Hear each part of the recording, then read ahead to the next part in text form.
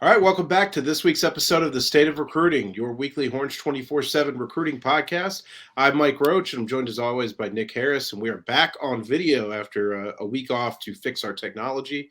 So let's cross our fingers that everything works and everything moves smoothly. We've got a big show for you today. We're going to talk a little bit about the Texas visit weekend. We're going to talk about the taking two quarterbacks in this class and what that might mean. I think Nick's going to have a little basketball for us, and of course, we'll get to our picks. But before we do all those things, Nick, how's it going? It's going pretty good. Can't complain. Getting ready to go to Louisiana this weekend. We'll get into that a little bit later, but excited to go to the boot. I don't think I've ever covered a game in Louisiana before, so I'm excited to get out there. Yeah, it should be a lot of fun. And I'm thinking while I have you here, there's a little show planning on the fly, a live show planning idea. So since we've moved to this new platform, we haven't really done the mailbag. I'm thinking maybe we change the mailbag to a maybe weekly or monthly thing where we do like one mailbag a month. And just take, we may make most of the show the mailbag. And so if anybody out there is looking for something like that, that's basically what I'm thinking in my head. Nick, any thoughts on that? Yeah, I think that's a good idea. We could just get a whole show out of it because sometimes we do get asked the same questions week after week. So I think that would probably be more productive anyway. Yep, there we go. All right, let's jump right into it. It was a big visit weekend for Texas. Probably didn't end how they wanted with a loss to Oklahoma State. But despite that, there were a lot of visitors on campus and a lot of great, I think, great reviews came out of the weekend. I was on campus for the game, and I didn't think – I kind of hemmed and hawed over the idea of going over to Moncrief afterwards and talking to recruits as they were coming out. And I ended up doing it, and I'm glad I did because I got some raw reactions right afterwards. And I think that for the most part, everything was pretty positive. I think for Texas, obviously you want to win the game, right? That's the most important thing. That's really how you maximize a visit. But for Texas, coming out of the weekend, I think that two big priorities were there, and that was, doing a great job on the official visits you had and making an impression with Arch Manning once again. And I think they did both of those things from what we heard. Yeah, absolutely. Obviously, it's going to be a big weekend when you have the number one quarterback in the class on campus, and especially with it being Arch Manning. But just kind of looking around at the rest of the visitors that were all there, I mean, you have Evan Stewart, Malik Ogbo, Ernest Green, Larry Turner Gooden. I mean, there were a ton of big-time recruits on campus. And, given the game probably didn't go the way everyone wanted, I think recruits definitely see an opportunity to come in and play early and develop under the staff. And I think they were able to communicate that really well, based on from what you've heard, Mike, and what I've heard, that there isn't a lot of panic when it comes to Texas right now. I think they believe in this first-year coaching staff for the most part. And I think it's given them, a lot of opportunities with some guys like Evan Stewart and whatnot. So, for the people that are looking at performances, I feel like we talked about this a lot last week too. I feel like if you're looking at performances, maybe don't panic so much because the recruits are not doing the panicking yet. So, all in all, I think it ended up being a successful weekend given the result, especially having Arch Manning on campus. From everything we've heard, things went well. And we'll see where things go from here. Yeah, I think the individual result thing, it's always a hot button topic, right? Like after every win, all right, Mike, what commits are we getting? And after every loss, okay, how many commits are we losing? But, in the end, it doesn't sound like this year they're dealing with that as much. And I've kind of talked in the past how I felt Texas was out of the grace period of recruits and, not getting that benefit of the doubt. But it seems like this staff is. And I think a large part of that is a lot of the relationships they've built. A lot of these guys talk about, well, we've got good relationships with the staff and we believe in them. And I've told people this a lot. Kids don't see these teams as what they are now and what they're going to be in a couple of years. They all think that they can fix the problem. They all think that they're the ones to do it. They've just got to trust that the coaches that are there are going to be the ones to help them do it. So, for the most part, I think a lot of that's in play. And we heard a lot of that with Arch Manning. There was a lot of talk of, hey, he's not really that concerned if you lose or win games this year. It's more about Is that a place he can see himself? Is that an offense he can see himself in? The relationship with those coaches, the relationship with some of the players, and just the lifestyle of living in Austin, I think, are the big things he's looking for. And to me, Texas checks all the boxes when it comes to that. I think that they did a great job this weekend. Arch was basically – it's funny because when he comes to town, it's almost like a president coming to town, right? It's like, oh, here's a Manning. But if you know Arch, if you've ever talked to him and if you talk to the people around him, he just wants to be a regular kid. I think he could have probably starred in a Disney movie where he is somebody famous son and he spends the whole movie going, I just want to be regular. I just want to do the regular things. And so I think Texas did that, maybe even a better job. Nick, if you remember back when last time Arch was on campus in June, it was very clear Arch was on campus and there were like presidential motorcades almost for him. I think in this case, he was just treated like a regular recruit a lot. He was surrounded by a couple good guys you could be surrounded by, Cole Hudson and Connor Robertson and some other guys from the area. But to me, I think that was almost the biggest key this time, was just treating him like he's any other recruit. Yeah, absolutely. Sarkisian's done a really good job in building that relationship. And I think that relationship is to the point now where they're comfortable with each other. So, I don't think Texas necessarily has to go over and beyond to make Arch Manning feel like he's welcome. I think he gets that already. At this point, it's just further developing that relationship, showing what, he would be able to do in the Texas offense. Just being, very personable at the end of the day with him. And from everything we've heard, that's exactly what Texas was able to do. You mentioned all those aspects as far as, in an offense he wants to play in, good relationships with coaches, and a lively city. Texas checks all those boxes right now. And I think, post-visit, I think Texas did probably everything they could have done, to put themselves in a good spot moving forward. And, I'm kind of thinking about it. I was thinking about it last week. This is probably the last visit Texas will get, most likely, until decision time. We kind of expect something to happen in the early to mid-spring. And if that timeline, stays consistent, this will probably be the last opportunity Texas got at getting him on campus. So, I think Texas did everything they could have done. I think, building relationships with some of the 22 commits was really big this week as well. With Cole Hudson and Connor Robertson, those are potentially two guys that could be blocking for him down the line. So, I can't really point at one negative thing that happened for the Arch Manning recruitment this past weekend, other than, the game losing. But at the end of the day, I don't think that's that big of a deal. I want to go back to just talking about him being a regular kid and illustrate why I think that works against some people in this recruitment. I had heard, you saw the big story that Lane Kiffin only follows one person on Instagram, and it's Arch Manning. I had heard from somebody close to him that actually was not that well received by Arch. It was kind of weird to him. And so things like that, obviously Ole Miss, everybody's joking about Ole Miss this week because they're painting Manning in the end zone for Eli Manning's jersey retirement this weekend while Arch is going to be on campus. But like the stuff of, well, he was at Georgia, the student section had his name painted on their chests and stuff. I don't think he loves that. I really don't. Just knowing Arch, he's kind of I wouldn't say uncomfortable with the spotlight, but he is not a kid who seeks the spotlight, if that makes any sense. The other thing in his favor, or in Texas's favor, and I want to be careful how I state this because I think people are going to read into it and extrapolate it out further than I mean it to go. But there was a lot of talk with some uncommitted guys this week, Jonte Cook and even Evan Stewart, about these are the weapons that could be available at Texas. If Texas gets Evan Stewart, that's a guy I'm looking at to throw the ball to if I'm Arch Manning. If they get Jonte Cook, obviously in that class, those two are close. But I think a lot of those subjects came up for him at Texas to kind of balance out the what he saw on the field. Obviously, Georgia recruits at a very high level as well, Alabama, but I think for Texas, they've done it all they can. I think that they've put themselves in the best position. I keep saying that they're in as good of a position right now as you can possibly want to be. I think that if you ask me where they are coming out of the weekend, I can't sit here and tell you they're the top school. I don't know that for sure. I do think they are. They don't take a back seat to anybody. Yeah, I agree. I think Texas is in a really good spot. And I've kind of mentioned everything on it already, but the visit, fantastic. The relationship there, fantastic. Even Sarkisian and Milwee went out to New Orleans last Thursday night to see him in person. before the visit, that's another fantastic move. There's just not many negatives you can draw from Texas's push. And I think if he ends up committing elsewhere, I think the staff has to look up and be appreciative of the effort that they've given.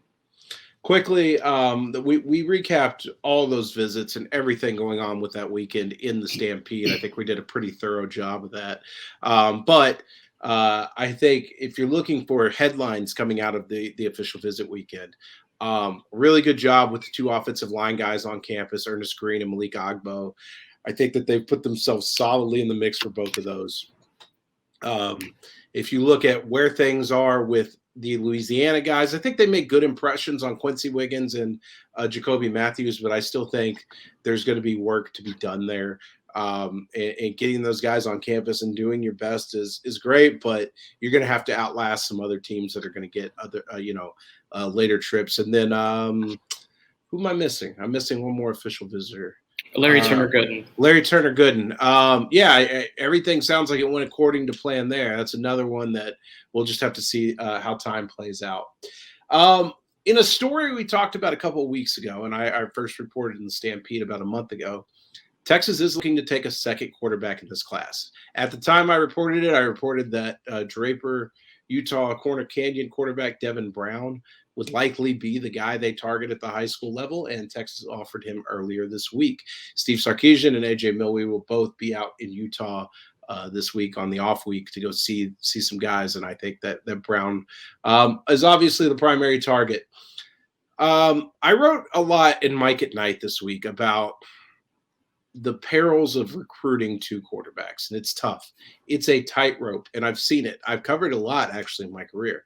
Tom Herman was really adept at it, actually. I mean, if you look back at his first class, Casey Thompson and Cam Rising, both in that group, holding those guys together when it seemed like, when they got Cam in the spring that, Casey was for sure gone. And now we see who the starting quarterbacks are at Utah and Texas. It's both those guys. In 2020, Hudson Card, Quentin Jackson, getting both of those guys, holding on to them. Obviously, once those guys get there, probably somebody's going to transfer. But getting two in the class, it's tough for a number of reasons. So here Texas is once again. They've got Malik Murphy committed. I want to talk, first of all, about where Murphy's head's at, because I've talked to him a lot. I've talked to people around him a lot. I think if you're Malik Murphy, he's very justified to feel the way he feels, and that is that he wants to be the only quarterback in the class. He wants them to say, we have total faith in you being the guy. And that's the way I think he's justified in saying that. But Malik also understands the depth. He understands that anywhere he goes, it will be a competition. And so, he's ready to roll. He's ready to move forward. I don't think there's any hurt feelings on his end from everybody I've talked to. I don't think there's any alternate planning behind the scenes from everybody I've talked to. So everything seems to be good on that front.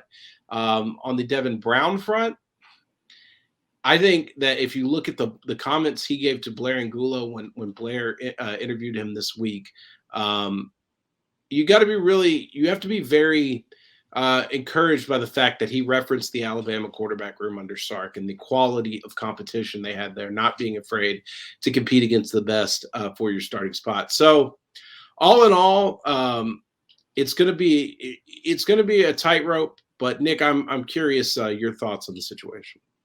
Yeah. I find it really funny that Malik and Devin, they actually grew really close during Elite 11. Yeah, those are two guys that worked a lot together during that week in California. And now they're, possibly could very well end up in the same class if Texas were to land Devin Brown's commitment. So I think that could definitely play into Texas's favor in, appealing to both guys, especially, Devin Brown as someone they're trying to get into the class. But, you mentioned Malik and, having to walk that tightrope. I don't think there would be any concerns with Malik. I was, talking with someone a couple weeks ago, and they had asked me, who are probably the most solid commits in the class. I was like, man, it's hard to find one more solid than Malik Murphy. Even, bringing in a second quarterback, I don't think that would change his mind. He has a really good relationship with Sark and Milwee. That's a relationship that they built from Sarkisian being on campus in January from day one. And pushing for Devin Brown, they've communicated that well with him. He knew about that before we even did, which, is very encouraging.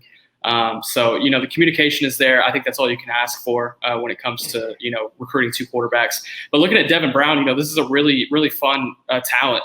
It's his first year in Utah after transferring in from Arizona. Obviously, with the whole USC situation being what it is, he's starting to look around and, feel out his other options. Ole Miss is going to be a player. Ohio State is going to be a player. Ohio State, you're going to have issues with depth. Of course, they have a pretty talented quarterback room. At Ole Miss, it's a little bit of the same, but there's probably a straighter line to getting some playing time there. And then at Texas, you kind of look around the quarterback room there. I think you kind of see an opportunity to play if you come in and compete well with Malik Murphy. If you're Devin Brown, thinking that. So I think it's going to be interesting. Texas is going to get him on campus for an official visit in November for the game against Kansas. We'll see how things develop after that, but it's definitely an interesting development in the class that I probably would not have predicted about 3 months ago. So. Nick, shame on me. I forgot to even ask you. I forgot you went and covered Elite 11. So what were your thoughts on Devin Brown out there at that event? Because that was Devin Brown's coming out party. Devin Brown went from mid-level recruit to top 100 guy because of his performance out there. Yeah, coming in, there's 20 quarterbacks that just kind of laying the groundwork. There's 20 quarterbacks that go to that competition. On the first day, they do some group stuff, and work around with some different drills. And then on the second day, they do the pro day. On the first day, I didn't really notice Devin Brown just because I was focusing on Malik Murphy's group. He wasn't in his specific small group that day. But on the second day, when they were doing the pro days, Devin Brown blew everybody away. By the end of his performance, he had everybody in the stadium, giving him a standing ovation. I think he ended up with like a 46 out of 50 in his pro day event on that second day. I'm pretty sure he won the pro day. So that was really his coming out day. And then during the 7-on-7 later in the week, he really shined there as well against some of the best DBs in the country. So he was a lot of fun to watch. And the USC reporters that were there were definitely, happy to see his performance. And there was definitely a lot of hype in Southern California that week around Devin Brown. So, yeah, he was a lot of fun. And I think if Texas was able to get him, I think they'd really be able to further develop that talent around Steve Sarkisian. All right. So we'll keep track of that. It's likely I will get to Utah at some point now to go see Devin Brown, just because I think quarterbacks make for important stories. And we'll see how everything goes. Keep it tuned to 24/7 for that. Before we move on, Nick, you got a little basketball news for us. Yeah, absolutely. It feels like it's been a little while since we had a little basketball segment on here, but Texas had a 5-star small forward on campus this past weekend as well. It was a big visit weekend for them as well, having him on campus. Dylan Mitchell, 5-star small forward from Montverde Academy in Florida. This has been a weird recruitment if you're looking at it from Texas's perspective. They really started to apply pressure in about late June after the live evaluation periods, and went out to Montverde twice on 2 different occasions to go see him, meet with him, meet with his mom, meet with his coach, and they really built a strong relationship there in the 2 months that they were recruiting him really hard.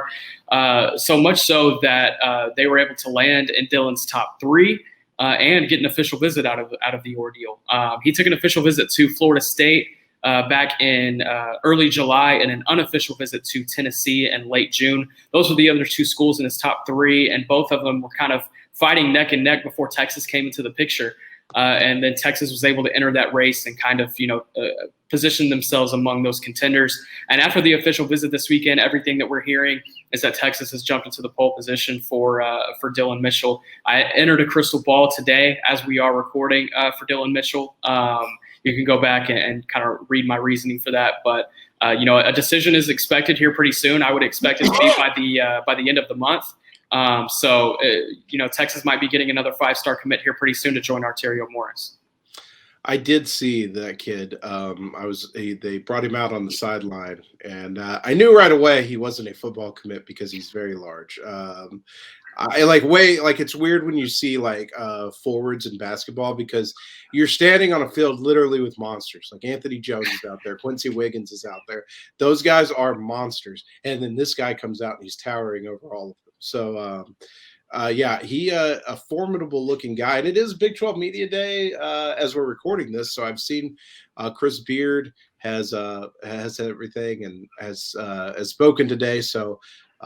Texas basketball should be getting excited. It's funny you mentioned the size thing. I went to an AAU tournament about, it's probably about a year and a half ago.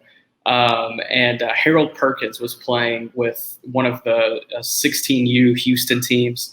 And, I had been seeing basketball kids all day that were 6'8", 6'9", 6'10", just very large humans. And I went to go see Harold Perkins play in the other gym in the 16U game or whatever. And I remember walking up to him. I was like, wow, Harold looks really small. Like, this is very concerning. And then I saw Harold literally the next week at a 7-on-7 tournament, and he looked massive among the football players. I was like, wow, the difference between the two is really striking. I always laugh because Jason Terry, I believe, was also a football player in college at a point in time. And like, you think of Jason Terry in terms of the NFL or the NBA, and he's tiny, right? Like, he's like the smallest guy out there, but he's 6'2". Like, he would be one of the bigger receivers on the field at most times. So that's always the thing you get there. Okay. If you're listening on the podcast, we're going to take a quick break for our sponsors. If you're watching, we are going to bring in our friend Guy Frazier now and get on to our high school picks. And there he is, the greatest of guys. It is the great Guy Frazier. Guy, how's it going?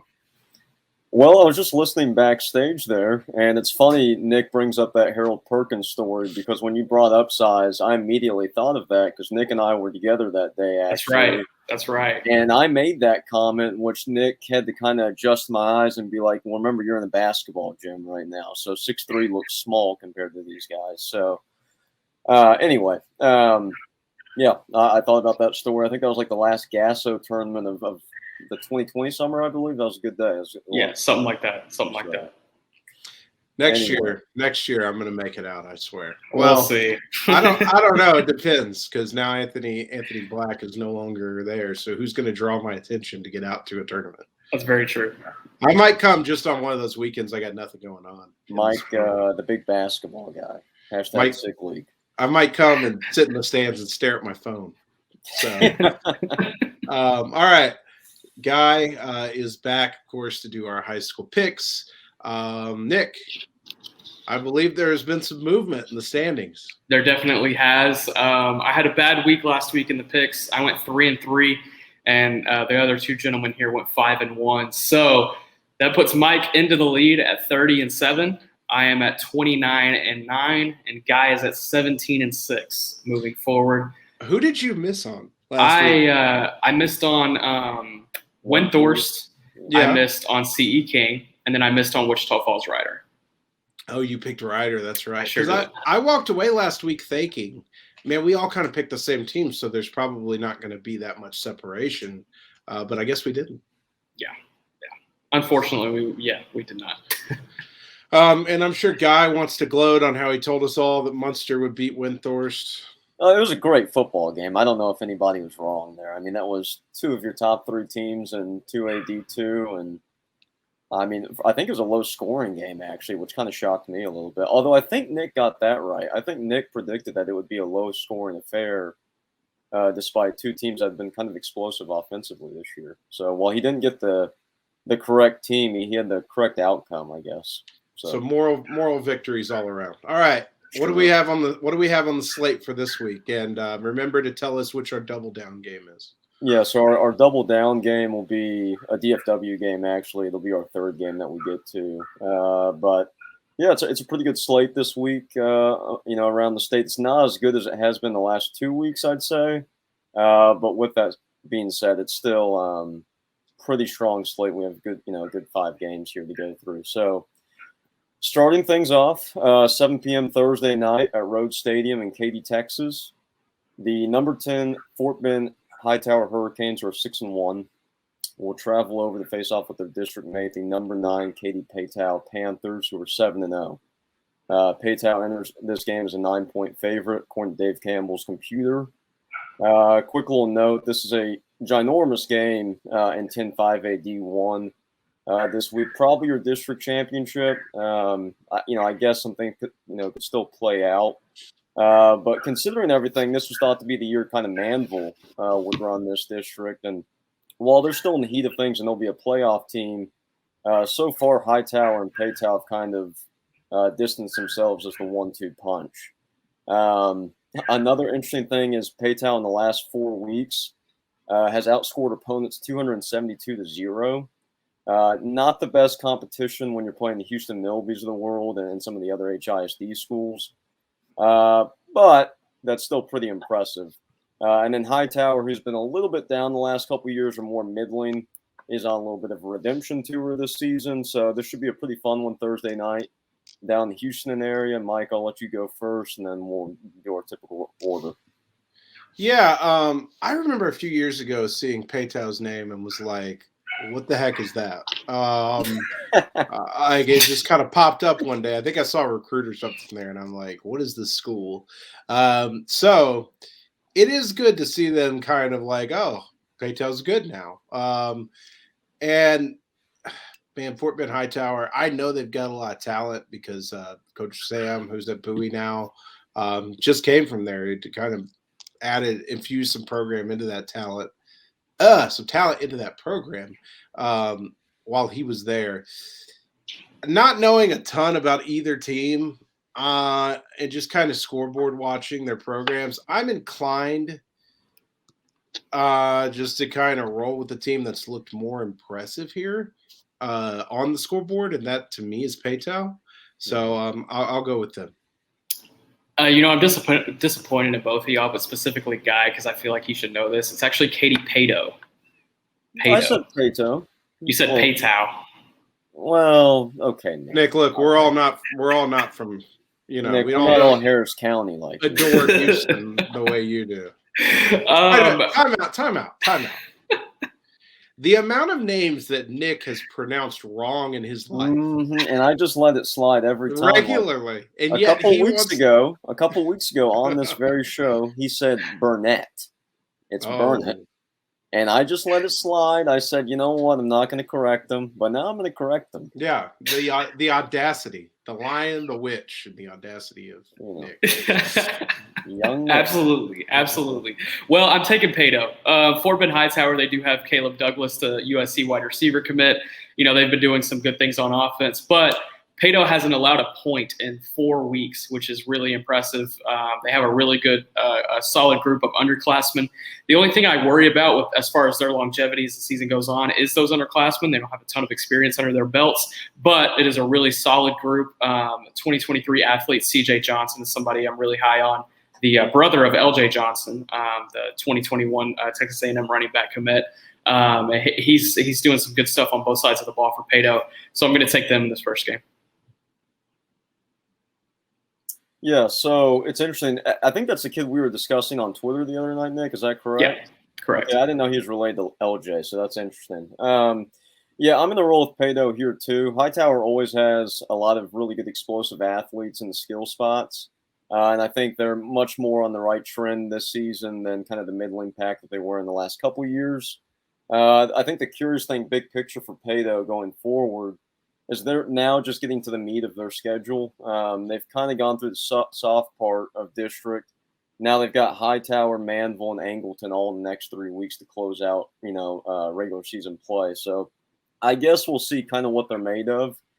This has been a season that they've been building towards for a couple years now. They were 3-7 in 2018, which I think is kind of the first year that Mike and I would have first noticed their name. Then they were 8-3 last year, then 9-2 a year ago. So they've been building towards this. Maybe this is the year where they take that next step in D1 and kind of flex their muscle a little bit there in Region 3. So I'll roll with Pato too. I guess we're all in lockstep here. Going on to the next game, 7 p.m. Friday night at Mustang Stadium in Manor, Texas. The Pflugerville Wise, I think they're the Bears. Is that correct? Am I right? I know they're not Wise. They're Wiss. I learned that last week. Is it Wiss? Really? We're not going to do this, guys. I'm just letting you know. Really? You're 0 for 2. Yep, you're 0 for 2. Okay, well, I'm actually 0 for 3. They're the Wolves. It's a newer school. It's funny. I actually have one of my best friends. His name is Wise. He spells it that way. So, anyway, they're 6-1. They're going to play Manor, who's the home team. They're the Mustangs. I do know that part. They're 6-1 as well. Wiss is a 3-point favorite in this game, according to DCTF. This is another big-time game for district play, this time in 11-5 AD1, so same region. Wiss, Manor, and Cedar Park are kind of your 3 top dogs, with Georgetown kind of humming along here lately. With that said, I think this is your district championship game. Mike, I'll let you take it over. I'm going to call him Weiss. Yeah, who did you hear this from, Nick? From somebody who went to that high school, actually. That sounds suspect to me. That's shaky. Skeptical. Yeah. I met a guy from Pflugerville last week. I'm skeptical. You know what? I remember being on an Austin sideline a couple weeks ago and ran into a luminary of the Austin football area, Anthony Williams, who told me I'm going over to Pflugerville Weiss after this game. So if Anthony Williams calls it Weiss, I will call it Weiss.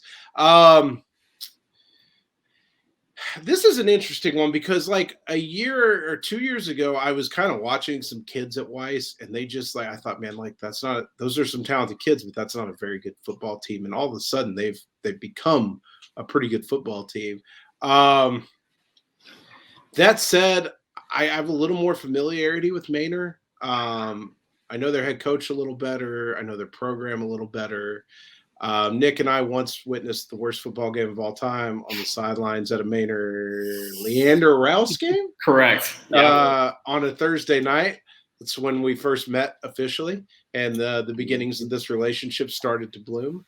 And so, in honor of Nick and I's partnership, I'm going to be picking Manor. You're going to make me blush. I am picking Wiss in this game, which, by the way, I texted this guy, and I hope he responds by the end of the show. I want to double check that is how you pronounce it because he told me it was something weird, and I do remember it being Wiss. But I'm taking Wiss in this game. I think they've been a little bit stronger through district play. Manor has had to squeak by a couple of teams throughout the way. So, give me Wiss. Okay. Yeah, so I honestly don't know a ton about either of these teams. I know they've been kind of hot there in the Central Texas area, so I've kept a little bit of eye on them just because I'm a big 5AD1 guy with my HP connections. But looked into them a little bit today. Wish does have a couple playmakers on the offense. Tavian Cord, who has a UNLV offer. He's visited there sometime within the last 4 to 5 months. And then they've got a 23 receiver, Micah Gifford, who has a Pitt and UTSA offer. And the reason why I bring up the Pitt part is Manor has old Chuck's. Is it? I never could pronounce it. Nwabuko. Is that how you pronounce it? Chuck's. Nwabuko. Yeah. Nwabuko. Yeah. Well, his little brother Che goes to Manor, which I was not aware of. He's currently committed to Pitt. So a little bit of a Pitt Panther connection in this game. With all that said, I'm going to go with Che and the Manor Mustangs at home, and so I'll roll with that. Shea is also one of the most underrated players in the state. He's lightning fast. I think he's a really good running back out of that offense. He only ran a 10-400, I think. Yeah. So, and won 100 times in the state, too. You know what? I was going to say something I'm not going to. Go ahead. No, go ahead. No, I'm not going to. Okay. Well, my other question there's no need to bring heat onto him, the kid. And it was going to be a harmless comment, but it would probably bring him some heat. So I'm not going to do it. Okay. And is Chuck still at Tech? Because I looked on their roster and could not find him. Okay, everything shows he's still there. First of all, it's Chooks. Is it Chooks? Okay. Yes, it's Chooks. Boy, name the mispronouncing the show. That's what we should name this one. Guy mispronouncing everything. Yeah, God. I never met him. So I think he was in high school when I was in college. So that would not be a guy I ever ran into. He's good people. No, he is. I've heard good stuff. All right, let's move on to our next one here. Okay. So, but is he at Tech still? Oh, yeah, from everything I know. Okay. I mean, I don't think he's transferred to my knowledge, but. Okay. All right. Moving on to game number 3. This is the double down game, fellas. 7 p.m. Friday night at Leopard Stadium in beautiful Lucas, Texas. The number 8 Frisco Raccoons, who are 7-0, will travel a little east to face off with the number 3 Lovejoy Leopards, who are also 7-0. Lovejoy enters this game as a 23-point favorite, according to DCTF Computer. I think that's a little stiff, personally, but anyway, I think this, again, is another district championship, this time in 7-5 AD2. I know this is a game that Mike had his eyes on, so I'll let him jump at it first. In a game where I will be on Friday night at Leopard Stadium, you can find me. This is a classic Styles make fights game. You have the high-flying Lovejoy Leopards, who shocked everybody on their almost run to the state title last year. And what I would call probably the best coaching staff in the state of Texas. Chris Ross is a genius. Jason Lavender's a really good offensive coordinator that's over there. They've got dudes on defense. So they've got talent. They've got coaching. They'll be playing at home. I love what Frisco brings to the table. They're a physical running team. They play defense. They control the clock. And if they want to throw it over your head, they can. I think this game plays out one of two ways. It either plays out that Frisco beats Lovejoy in a close one, or Lovejoy wins it pretty comfortably, pulling away at the end. And so with that, I'm going to say that the odds favor Lovejoy. I'm going to roll with Lovejoy. And no double for me. I'm just going to single on it. Oh, interesting. I'm going to go ahead and double down on Lovejoy. I feel confident, and then this week I'll go ahead and take that win from you, Mike. But that offense is really fun. They lost their quarterback in Ralph Rucker last year. But that being said, they've replaced him with, really good offensive production in the running game and in the passing game. 2024 wide receiver Parker Livingstone is somebody I'm pretty high on. And honestly, I'm going to have to think about it over the next couple of weeks before we do make playoff predictions, but this could very well be my 5A D2 state champion as well. So give me Lovejoy. Yeah, so Nick and I were actually discussing Lovejoy a little bit in group text earlier today. I think Lovejoy might be the best team in 5A D2. I know they're, in my opinion, for sure the best team in Region 2, and that's me taking them over Alito at this point, and my beloved Sock.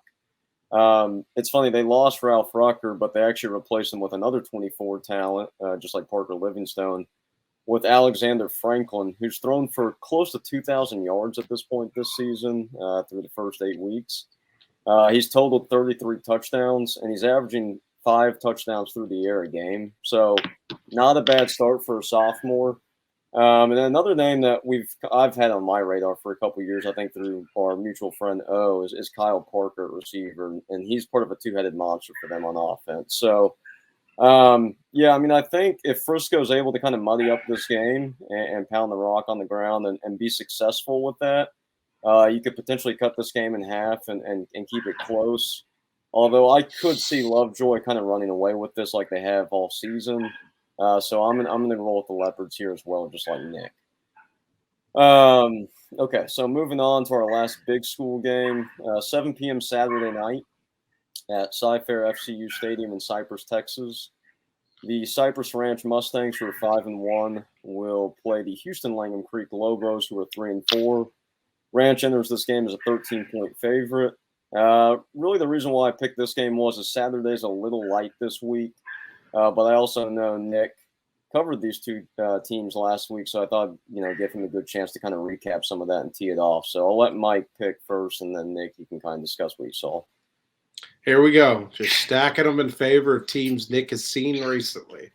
First of all, whose dog is being murdered in the background of this? Okay, so I live right next to a dog park. Like, we got the apartment that is right next to the dog park, and somebody's being very inconsiderate for the last 30 minutes. So if y'all are picking up on that, I apologize. Okay, I was wondering who was strangling a dog in the background. I'm about to be strangling a dog's owner when we get off this podcast. I thought it was Huncho, maybe. No, he's at my mom's. Okay. Yeah, crazy. Okay. So back to the picks. This was actually a game I was going to be at. And then, you know what? I got to take a little time for myself this weekend, being the bye week, and just take a day off and spend some time with the wife and all that. So I will not be there.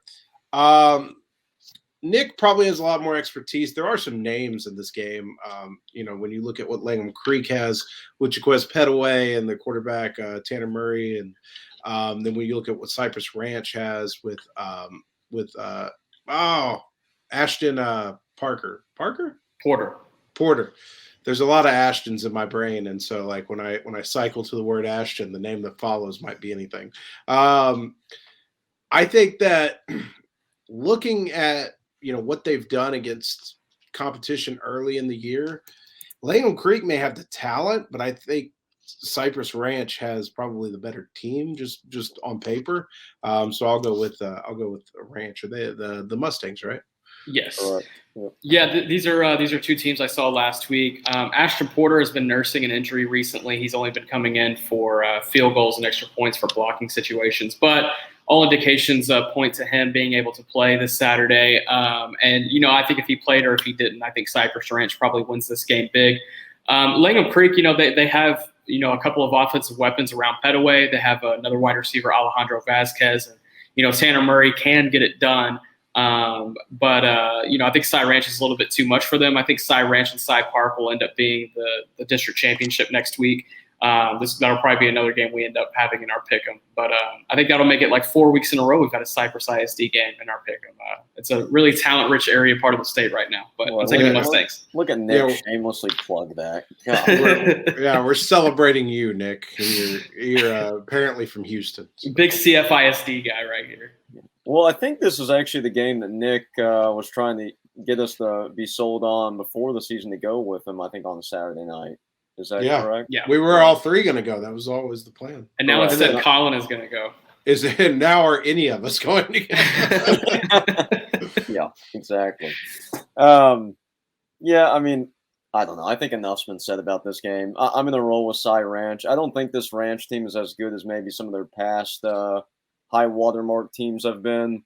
With that said, they're playing winning football and they're still pretty good, and they have some talent and some pretty good spots. So, yeah, I'm going to roll with Ranch and just keep it simple here. Our last game here is our small school game, but I also think it's a really fun game that's probably being overlooked a little bit. 7:30 p.m. Friday night at Brahma Stadium in Omaha, Texas, far northeast Texas. The Dangerfield Tigers, who are 5-2, will travel 15 minutes down the road to face off with their rival, the Omaha Paul Pewitt Brahmas, who are 4-3. I had to call our buddy Matt Stepp today to try and figure out what this rivalry is called. I believe it's called the Morris County Showdown. I know it's one that Craig Way has always dubbed as a very hate-filled rivalry, one of those deep East Texas rivalries that has a lot of history. For a long time, the two programs didn't play each other because the two schools were separate sizes. Dangerfield has thinned out a little bit and shrunk back to more of Pewitt's size. And because of that, now they're in district together. So with that said, there's a lot on the line, both from a district play standpoint. This might be the district championship in the end, as well as just the longtime rivalry that is the Morris County Showdown. So, Mike, I'll let you take it away. I think, this is, from everything I've heard, and I've never covered this game, but this is a blood feud type of game. Like, this is there's some rivalries. In fact, what comes to mind is like Schertz Clemens versus Converse Judson is called the friendly rivalry. And this one is not that. This is, there might be fights in the parking lot. There might be some words exchanged. I don't know that either of these teams has a ton of big recruiting names. I know that Dangerfield's got Aaron Hampton, who's a guy that in the 2024 class that's probably going to be a name to know. Pewitt made that great run to state a couple years ago, and a very physical run team. That's their bit. I'm going to go with traditionally not knowing a ton about either of these teams. I'm going to go traditionally with who gets more talent on a regular basis, and that's Dangerfield. And so I'll roll with the Tigers here. Yeah, I feel like this is kind of a toss-up game. You could choose either of these teams for this game. Speaking of Aaron Hampton, that 2024 athlete from Dangerfield, he just picked up his first offer from TCU this past week. So congrats to Aaron. That's big time. I'm sure he'll be DMing me about it. But I think I'm going to take. He's already DM'd me multiple times this week. So yeah. we love Aaron. I'm taking Paul Pewitt though. This is a team that has been battle tested so far this year. They've played some of the best teams in their classification in the state already. Granted, they've dropped a couple of those games, but I think they're a little bit more battle tested. And they got blown out in this game last year. I think they're going to come back with a little revenge on their home turf. So give me Omaha Paul Pewitt. There's Nick just rushing to throw back that double down win he got over me. Yeah, so this game recently, last year Dangerfield won big, but going back to that 2019 season that Mike referenced, Dangerfield won in the regular season, I think, pretty comfortably. And then in the playoffs, these two met again, and what I believe was the regional final. It was a couple rounds deep, and Dangerfield jumped out to a really big lead early, and then Paul Pewitt in their slot T just chipped away and eventually came back. And I can recall that game just because supposedly the crowds at it were incredible. So I'm thinking we'll see something similar to that this Friday. With that said, I think Dangerfield's the more explosive team this year. By all accounts I've heard on the phone today, it sounds like the Brahmas are running their slot T well oiled this year. But I like Aaron Hampton and co. Aaron's been really good this year, both on offense and defense. And he's kind of become one of my favorite kids since meeting him last December at Texas Flux's 7-on-7 tryout. So, yeah, I'll roll with Dangerfield here as well, and that'll conclude our games. All right. Let's talk about last week. You guys are going out on the road yourself this week together. So, like, one of you is nominated to speak for the plans this week. But before we get into those, Guy, what did your last week look like? Yeah, so last Thursday, very on brand game for me. Went down to Seagoville to watch South Oak Cliff play Seagoville. Ended up being a very lopsided game, but it was a great content game until I broke my my camera card. So I have since found out yesterday that that card is indeed broken. So I'm not really sure what I'm going to do with that. So it may be a loss, but still got some good conversations and interviews done after the game with Kyron Chambers, who's currently committed to Arizona. Really strong, explosive defensive back and what is an already loaded SOC DB core. And then talked to several other of their players. Randy Reese was a guy that stood out last week, 2023 receiver that is extremely fast, really good route runner, just needs to work on consistency. That's always been my take. And then another big-time name was Wildman, which, how do you pronounce his first name, Mike? Because I don't want to get that wrong and be wrong again. Is it Jamari? Yeah, I believe so. Because it's interesting spelling. So, yeah, Jamari Cawley. He was great. Took the top off defense a couple times and was just probably one of the more physically impressive players out there on the field. And just imagine he's going to rush passers probably at the college level. Right. Yeah. He's not even probably playing his actual future position, but he is a good receiver at the high school level. So he's become a favorite of mine. It was good to meet him finally. And then Friday night was a little bit of a personal trip. Went out to Godley, Texas, which was the first time I'd been there in about 15 plus years probably. And I hope to not be going back anytime soon. There's no real reason to go. No, Godley is the type of place where if you're not going to Godley, you're probably not ever going to go to Godley because it's a good 10 to 15 minutes off the beaten path. And it's growing. I will say they've got a beautiful new school building out there. They're about to build a second building for it. So there's a lot of growth out there, but not really my thing. With that said, we were there to watch Ferris play. Our buddy Coach O's, the running backs coach and special teams coordinator over there. So had promised them a while back I'd come check them out. Ferris did get the W. Kai Rigdon, who's a 2024 athlete at this point, probably a defensive lineman in the future, looked really good, had a handful of tackles, handful of sacks, and made his presence known in the Godley backfield constantly. Last thing I'll leave you with is I did find a nice little find. Godley had a running back who just transferred there, Ethan Kazoo, who's a running back in the 23 class. He's a Mansfield transfer. Family wanted to have more land and a bigger house, so they moved there, which means he had to follow along. He's probably 6 foot, 6'1" or so, around 190 pounds, really explosive, versatile athlete. Actually did most of his damage out of the backfield by catching the ball. So showed different types of skill sets and was a really good player the other night for Godley, despite them losing. So nice little gem to find. So. All right, Nick, how about you? So last Thursday, stayed here in the Dallas area to go see Naaman Forest against Wiley. Definitely won't be one of the better games I see all year. Naaman Forest, they did their thing, had a pretty convincing win. I'll start by saying that before the game, I was walking up in the press box, scoping the perimeter on the second and third floors, trying to figure out where I was going to sit. And I went up some stairs to go to the third floor, and they were like outside stairs that you have to go up to. And so when I came back down those stairs, there was water all over those stairs because it had been raining on Wednesday night and Thursday morning. So as soon as my feet touched that tile on the second floor, I slipped and busted my ass all over the press box. My camera had a part that busted off of it. It was quite embarrassing. There was a camera lady from CW33 who watched the entire thing go down. And I just got up, walked past her, and said, "You saw absolutely nothing." And she was like, "I don't know what you're talking about." So that was probably the most entertaining thing that happened. Besides Marcus Deal, the 4-star offensive lineman, who was the reason I was there for. 4-star offensive lineman, but Texas is recruiting him on the defensive side of the ball, a defensive line. This is a guy who I think has a lot of projection on both sides of the ball. And I think he could definitely be a top 150 player in the country.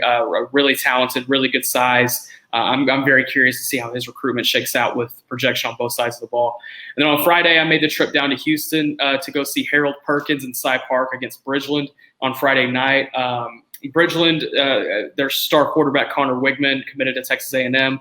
He only got in for about 15 to 18 snaps, and he wasn't really looking that great health-wise when he was playing. He's been nursing a pretty bad hamstring pull. So Cy Park won that game pretty handily. I talked to Harold Perkins before the game. He had his Under Armour jersey presentation at his high school in a pep rally on Friday afternoon, and afterward chopped it up with him for about 10 to 15 minutes, and got a good sense of where his recruitment is at. You can go back and look at my content on Harold Perkins from this past week on Horns 24/7 and see what our conversation was about. And then on Saturday, had a doubleheader, Langham Creek and Cy Lakes. Got to see Jaquez Petaway, the 5-star wide receiver target for Texas. Texas, Texas A&M, and Alabama are the three schools that we hear the most when talking about Petaway, and he continued to reiterate that. And then Saturday night, went and saw Cypress Ranch against Cy Woods. Cypress Ranch had Ashton Porter, who I mentioned a little bit earlier, only got in for extra points and field goals as he's nursing an injury himself. But Texas, Clemson, and Alabama are the three schools that are standing out for him at the moment. And then also found two guys for Cy Woods that I think could be Texas targets down the line. If I had to bet on which one it would be, though, I would say 2023 linebacker Dylan Rogers. He's only has one offer so far from Ole Miss, but he's really instinctual, covers a lot of space from the inside linebacker position. I think that's a guy that Texas will definitely look at moving forward. He's been in contact with linebackers coach Jeff Choate quite a bit. And then on the defensive line for Cy Woods, Terrence Green, big 6'5", 250 pounds, really rangy, and was in the backfield all night. He only has an offer from Lamar so far, but Baylor seems like they're close to pulling the trigger. I think once he gets that first Power 5, everyone else is going to follow in. He's been in contact with quite a bit of schools. I think everyone's just kind of waiting on the first one to pull the trigger. So we'll see how that shakes out. But that was what I did last week. All right. Thursday night, I called an audible. I was supposed to go with Guy to Seagoville to see our beloved South Oak Cliff Golden Bears, and instead had to go. Sometimes you got to go where the story is, man. A wise man told me that once. So I drove out to the east side of Houston to go see a Nick Harris special and see North Shore take on Summer Creek on a Thursday night game. The reason I went out there, and I went into detail on this that night on the website, is that we had heard from some serious people, that there was something brewing with Texas and Kelvin Banks. After going out there and talking to some people near Banks and Banks himself off the record, I'm not sure it was quite as strong as it was described to me. Banks did tell me he remains in contact with Texas. He is still pondering a visit, but he remains firmly committed at this point. That said, Texas is going to work all the way through this to see if they can gain any ground. Also in that game, Chris Ross, who played one of the better games I've seen from a prospect this year, was really disruptive inside, moved outside a couple times, and even gave Banks some problems as a defensive end.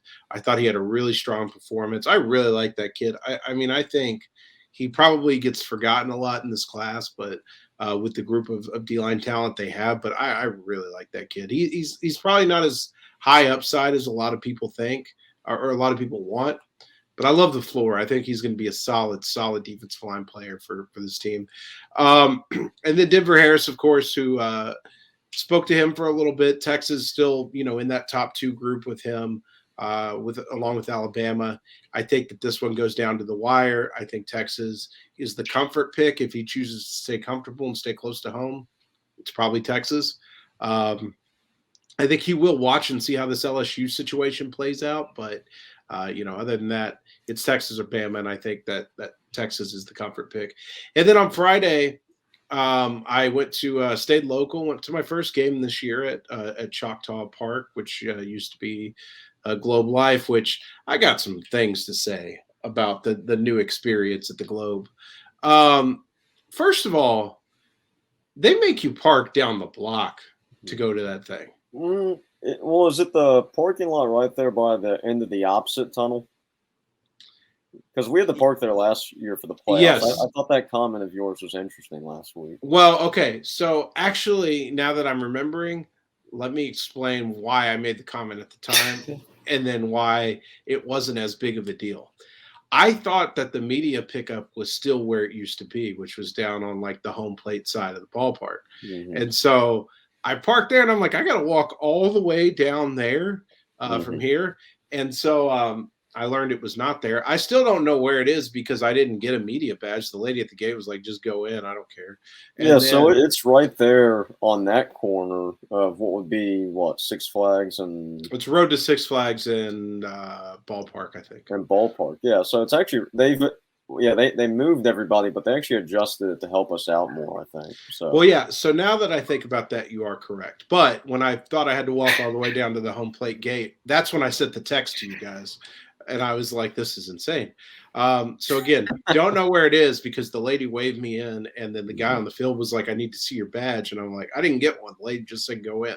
So he let me stay, but we'll see.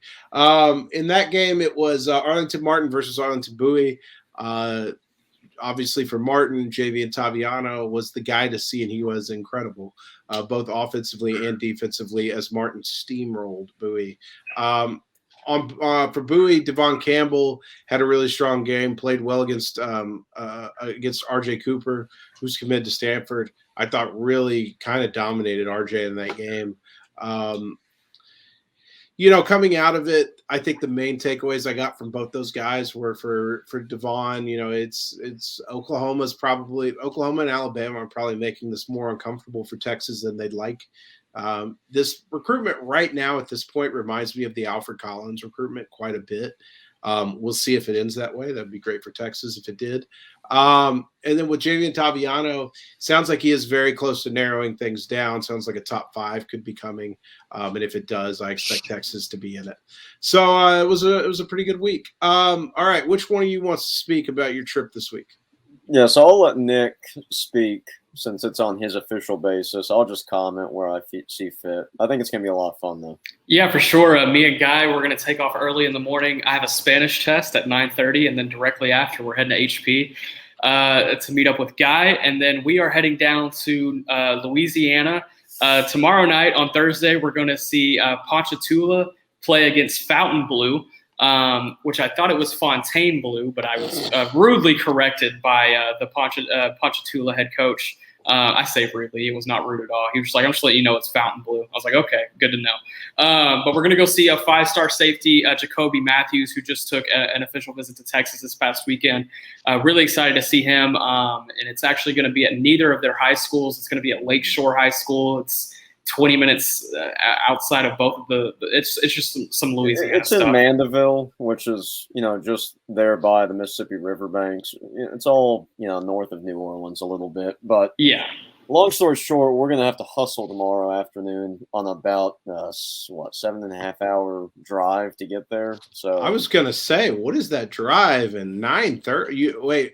So your test is at 9:30? Yeah, it's probably going to take me about 30 minutes, and then we already did the math on it. We're going to be getting there right at game time, like 6:30 or 7. We're going to be cutting it close. I think Guy's going to have to do some speeding down I-10. Oh man, there's gonna be no time for fun food stops on this one. Maybe drive-throughs. You never know. But on Friday, we will have time for fun food spots. We're going to be staying in Baton Rouge. Our Airbnb, the name of it is called Tiger in the Garden. So if you've seen it on Guy's Twitter in the past couple of weeks, that's what it's in reference to. So we're going to be staying at the Tiger in the Garden and catching some food options in Baton Rouge on Friday, most likely. I am still working to go swing by Madison Prep Academy on Friday afternoon to see Quincy Wiggins, the 4-star defensive lineman who also took an official visit to Texas this past weekend. But Friday night, the reason we are in Baton Rouge is to go see Jamon Tapp, the 4-star edge out of Donaldsonville Ascension Catholic. They're going to be playing against East Iberville. Really excited to see him in person. He does some stuff on both sides of the ball for them. His nickname has become QB2 because whenever the game turns into a blowout, they just throw him in at quarterback and have fun. So I'm really excited to see that happen because East Iberville is 0-6. So I feel like we're going to get some QB2 action. And then on Saturday, we're going to go down – go ahead, Guy. Sorry about that. Before we move on to Saturday, I was telling Nick, if we do go to Madison Prep, that is home to one of my all-time favorite Texas Longhorns. This is a great and story. Malcolm Roach. I saw him on Saturday. Yeah, a.k.a. #2Tracy. That's one of my all-time favorites. So and hang on. And I was telling Nick, because I think you're about to say forgot it was my show. Yeah, I said, Nick, his father is the head coach at Madison Prep, or at least he was. And he said, really? He's no longer. Correct. He is no longer. I did figure that out. Yeah, okay. Well, his name is Mike Roach, too. That's correct. Which I was not familiar with the Mike part. So I thought, what's the coincidence there? It's pretty crazy. So, me and Guy were on the phone when we came to that epiphany. We laughed for about 20 seconds. Like it was pretty funny. Yeah. I didn't know his name was Mike. I thought that part was pretty funny. You guys could have asked me. I'd have told you that like 5 years ago. Well, I knew he was the coach. I didn't know his name, but I didn't know he wasn't there anymore either. So that's good to know. So. All right, next Saturday. Saturday, we're going to go down to New Orleans once again to see Warren Easton against Lutcher, I believe, correct? No, so originally we thought it was Lusher, and it was going to be a 2:30 kick. Now they're playing Eleanor McMain. That's right. At 7 o'clock. That's right. Oh, God. Anyway, I'll let Nick finish. And Warren Easton has the 3-star corner commit, Ronald Champ Lewis, who Mike saw a couple weeks ago against Edna Carr.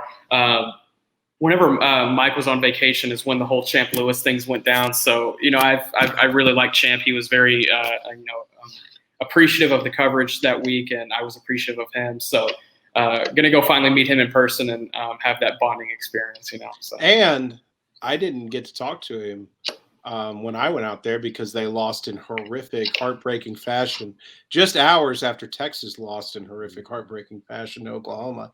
What a day that was for me. And he was just he was too heartbroken to talk.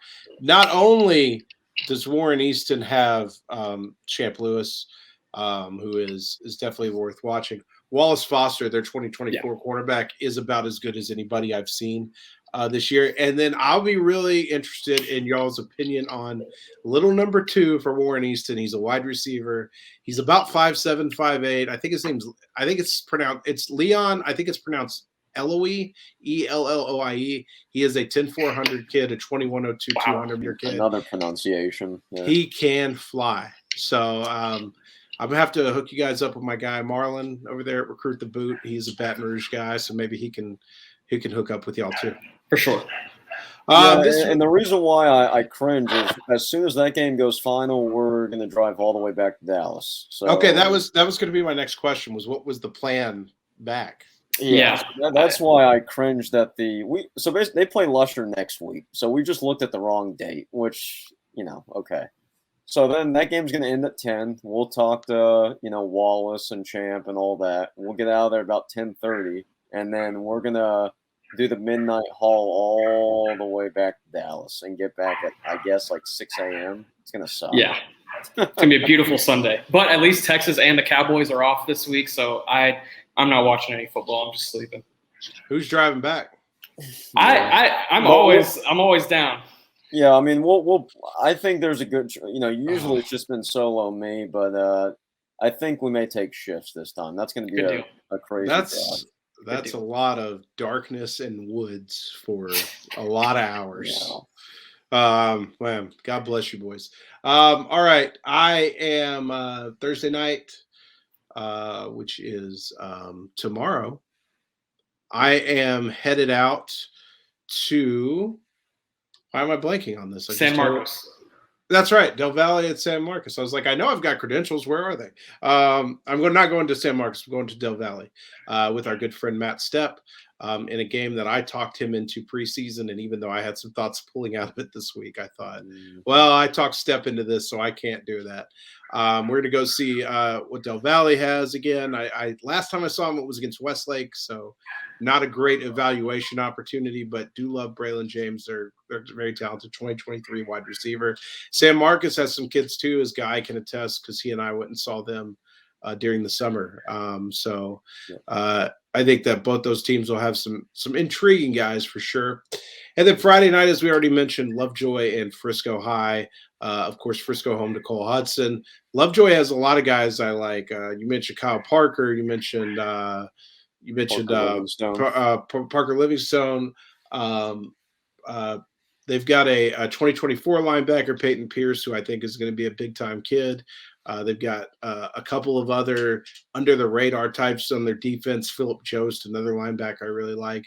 That's a loaded program that's only going to get more talented. So I'm excited. Did you guys know, by the way, that their head strength and conditioning coach is Yancey McKnight? I did not know that. Yeah, so Yancey, he has some connection to Highland Park right now. And so he's been to a couple Highland Park games at home when I've been around lately, including the Longview one. He was wearing something that looked team-related. I couldn't tell what it was. So that's interesting you say that, because I was curious where he landed at. He's been running. I don't know that I would call him their head strength conditioning coach. I don't know that he's actually on staff, but he has absolutely been running their workouts in the offseason and stuff. So okay. Yeah, I mean, I knew he was local now because he's been at Highlander a couple times, and then he was wearing some team-related stuff. I was like, I'm curious where he's at now. So funny how that happens. Yep. All right, fellas. Anything else y'all want to add before we sign off here? I'm about to go full Karen on this dog owner out here. That's all I know. Once we get off this show, and I don't do this often, but man, I am excited. I'm excited. I'm about to go full Karen. Yeah, my last comment's a question to Nick. Since when did Lovejoy drop the Lucas from their name officially? Whenever I was living in Allen, they were Lucas. So at least up until 2015. I don't know how recent. Do you know why? Probably since they're the only school in Lucas, so there's probably no reason to have it. That would be my guess. Because when I was in high school, they were Lucas Lovejoy. So I made sure to get that correct today. What an electric ending to the podcast. All right, fellas. Triple fake, baby. I'm gonna send you a food recommendation that Billy and Gabe sent to me for New Orleans for Saturday. So awesome. If you guys like po' boys, they got good ones. All right. We want to thank you guys for listening, for watching along. We're back on the YouTube now that we have connected ISDN lines, basically, or I'm sorry, Cat5 lines to keep our connection stable. We want to thank everybody for playing along. Like I said, we're going to work that mailbag show in probably once a month. So maybe next week we do that coming off the bye, since there probably won't be a ton to talk about. I just cursed us. There's probably going to be a lot of news over the weekend. For Nick Harris, for Guy Frazier, who's kind of a regular on the show now, I'm Mike Roach, and we will see you guys next week.